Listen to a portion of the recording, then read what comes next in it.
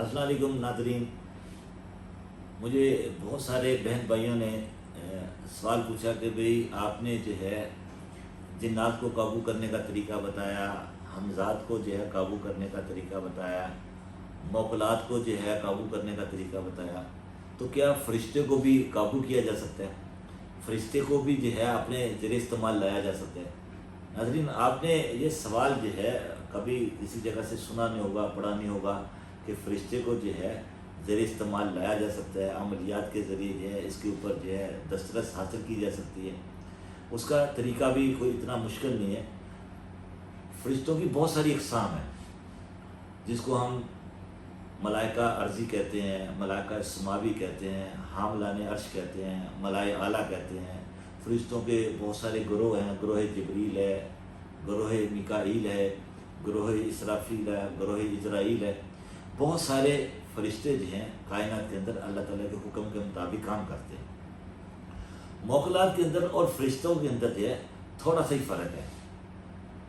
جب آپ اللہ تعالیٰ کے کسی اسم کی تکرار کرتے ہیں، اللہ تعالیٰ کے کسی اسم کا ورد کرتے ہیں، تو میں نے عرض کیا تھا کہ اس اسم کے خد و خال نقش و نگار جو ہے ہمارے دماغ کے اندر بنتے ہیں۔ جب ہم اس کے اوپر توجہ مرکوز کر دیتے ہیں تو اس ارتکاز کے نتیجے میں وہ جسم جو ہے متحرک ہونا شروع ہو جاتا ہے۔ اس جسم کو ہم جو ہے روشنیوں کا جسم کہتے ہیں۔ وہ جو ہے نورانی جسم ہوتا ہے۔ اس جسم کے اندر یہ خاصیت ہوتی ہے کہ وہ غیب کی دنیا کی بھی خبر لاتا ہے، وہ مادی دنیا کے اندر جو ہے اس سے تصرف کا کام بھی لیا جا سکتا ہے، کسی کے کام کو جو ہے بگاڑا بھی جا سکتا ہے، کسی کام کو اچھا بھی کیا جا سکتا ہے۔ چونکہ اللہ تعالیٰ کے اسما جو ہیں وہ لوگ جو ہے پازیٹیو اور جائز مقاصد کے لیے استعمال کرتے ہیں، اور اللہ تعالیٰ کی رضا کو سمجھتے ہوئے جو ہے اس کا استعمال جو ہے اپنے درجات میں اضافے کے لیے کرتے ہیں۔ اس لیے جو ہے جو لوگ روحانی ہوتے ہیں وہ ان چیزوں کا استعمال ہمیشہ جو ہے وہ پازیٹیو کرتے ہیں۔ جب کوئی بندہ جو ہے اپنے عملیات کے ذریعے اپنے ارتکاز کو بہت زیادہ بڑھا لیتا ہے، اور اس طرح زیادہ بڑھا لیتا ہے کہ میں نے ایک گفتگو میں عرض کیا تھا کہ انسان کے جو 70,000 پرت ہیں وہ کم ہو کے جو ہے اگر 27,000 ہو جائے، 27,000 پرتوں کے ذریعے جو ہے ہم جنات کی دنیا کے اندر داخل ہو جاتے ہیں۔ اگر ہم جو ہے مزید اپنے پرت کم کر لیں، یہ پرت جو ہے اگر 18,000 ہو جائے تو ہم جو ہے فرشتوں کی دنیا جو ہے ملائکہ کی دنیا کے اندر جو ہے داخل ہو جاتے ہیں۔